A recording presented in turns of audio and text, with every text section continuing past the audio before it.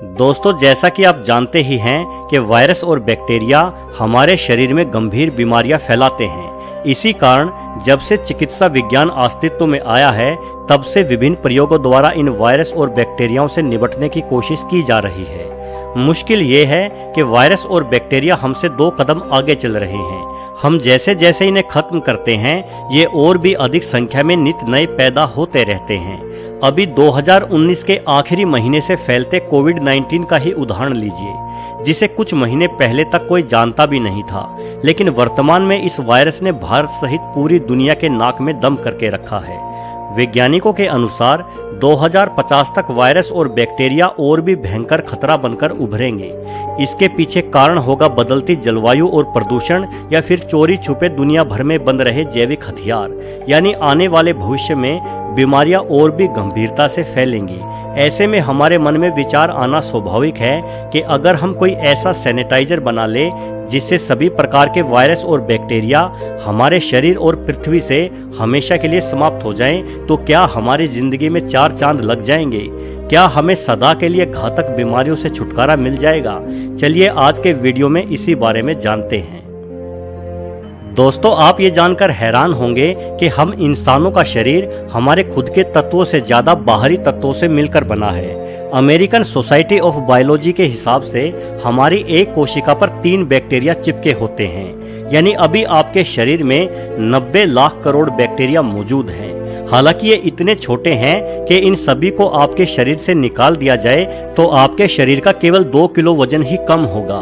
लेकिन सिर्फ 2 किलो भारी इन बैक्टीरियाओं के बगैर हमारा जीना मुश्किल तो क्या नामुमकिन हो जाएगा, क्योंकि हमारे शरीर को फलों, सब्जियों और अनाज से जो फाइबर मिलता है उसे हमारी आंतों में मौजूद बैक्टीरिया ही पचाते हैं। साथ ही दूध और दही जैसे उत्पाद भी लैक्टोबैक्टीरियाओं द्वारा ही पचाए जाते हैं। यानी जिन बैक्टीरियाओं को हम अपना दुश्मन मानते हैं, अगर उन्हें पूरी तरह से खत्म कर दिया जाए तो ना ही हम फल, सब्जियां या अनाज पचा पाएंगे और ना ही दूध, दही या मिठाई वगैरह का स्वाद ले पाएंगे। यानी कि जो भी खाना हम खाएंगे वो हमारे पेट में ही रखा रहेगा। हमें उस खाने से कोई ऊर्जा नहीं मिलेगी, जिसके चलते हम इंसान जल्द ही पृथ्वी पर इतिहास बनकर रह जाएंगे। अगर आप ये मानते हैं कि बैक्टीरिया तो अच्छे और बुरे दोनों प्रकार के होते हैं, किंतु वायरस तो सदैव हमें बीमार ही करते हैं, जैसे कि अभी कोरोना वायरस कर रहा है, तो दोस्तों मैं आपको बताना चाहूंगा कि अधिकतर वायरस धरती पर तब से मौजूद है जब से हम इंसान या कोई भी जीव इस धरती पर नहीं था, और बगैर वायरस के इंसान के शरीर का निर्माण होना भी मुमकिन नहीं था। दोस्तों, वास्तव में वायरस एक कंप्यूटर प्रोग्रामिंग की तरह कार्य करते हैं। कुछ वैज्ञानिक वायरस को सजीव तो कुछ इन्हें निर्जीव मानते हैं। उदाहरण के रूप में वायरस की तुलना बेहतर तरीके से एक बीज से की जा सकती है। जैसे आप एक बीज को सालों तक नमी के वातावरण से दूर रखते हैं तो वो बीज ज्यों का त्यों निर्जीव ही रखा रहेगा, लेकिन जैसे ही उस बीज को नमी मिलती है, मिट्टी मिलती है, तो उस बीज में जान आ जाती है और वो वृद्धि करना शुरू कर देता है। धीरे धीरे वो बीज एक हरा भरा सजीव पेड़ बन जाता है। ठीक ऐसे ही वायरस होते हैं, शरीर से बाहर निर्जीव रहते हैं और शरीर के अंदर जाते ही सजीव बन के बढ़ोतरी करने लगते हैं। हुआ ना एक तरह का कंप्यूटर प्रोग्राम। ठीक ऐसे ही हम मानवों के डीएनए की संरचना होती है। डीएनए में हमारे शरीर की संपूर्ण जानकारी, हमारा रंग रूप और हमारी सोच सब छुपी होती है। यानी हमारा डीएनए भी वायरस की तरह एक कंप्यूटर प्रोग्राम है। जब वैज्ञानिकों ने सभी जीवों के डीएनए को बारीकी से समझा तो पता चला कि जीवों के डीएनए और वायरस में समानता कोई संयोग नहीं है, बल्कि हमारे डीएनए का एक बहुत बड़ा हिस्सा वायरसों द्वारा ही बनाया गया होता है। ये वायरसों का ही कमाल है, जिससे हम अपने गुण और अपना रंग रूप अपनी अगली पीढ़ी और अपने बच्चों को दे पाते हैं। अगर हमारे शरीर में कोई वायरस नहीं होगा तो हमारे डीएनए का एक बेहद महत्वपूर्ण हिस्सा नष्ट हो जाएगा, जिस वजह से संपूर्ण मानव जाति का ही विनाश हो जाएगा।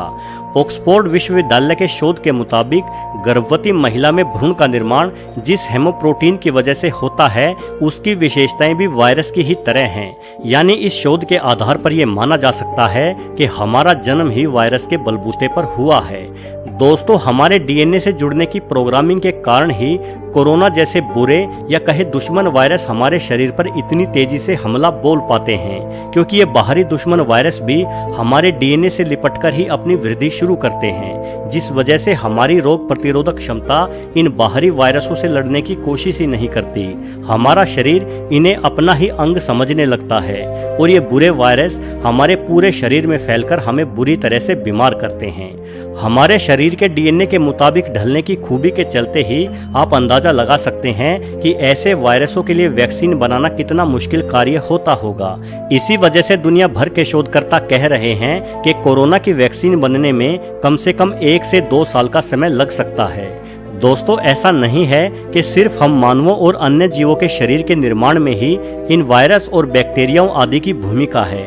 अगर ये वायरस और बैक्टीरिया हमारी पृथ्वी से समाप्त हो जाएं, तो हमारी सारी हरी भरी पृथ्वी एक बंजर रेगिस्तान में तब्दील हो जाएगी, क्योंकि ये जीवाणु पेड़ पौधों के जीवन के लिए भी उतने ही महत्वपूर्ण हैं जितने हम मानवों के लिए।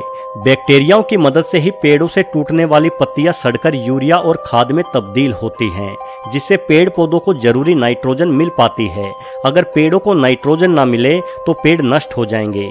उसके बाद शाकाहारी जानवर जो इन पेड़ पौधों को खाकर अपना जीवन जीते हैं, वो भी खाना ना मिलने की स्थिति में मारे जाएंगे। शाकाहारी जानवरों के बाद मांसाहारी जानवर भी शिकार ना मिलने की वजह से भूखे मर जाएंगे। यानी ये जीवाणु जिन्हें हम सिर्फ बीमारियों के जनक समझते हैं, अगर ये ना रहे तो मक्खी से लेकर शेर और हाथी तक सभी जीव जंतु समाप्त हो जाएंगे और हमारी पृथ्वी मंगल ग्रह की तरह ही कभी ना खत्म होने वाले पथरीले रेगिस्तान में तब्दील हो जाएगी।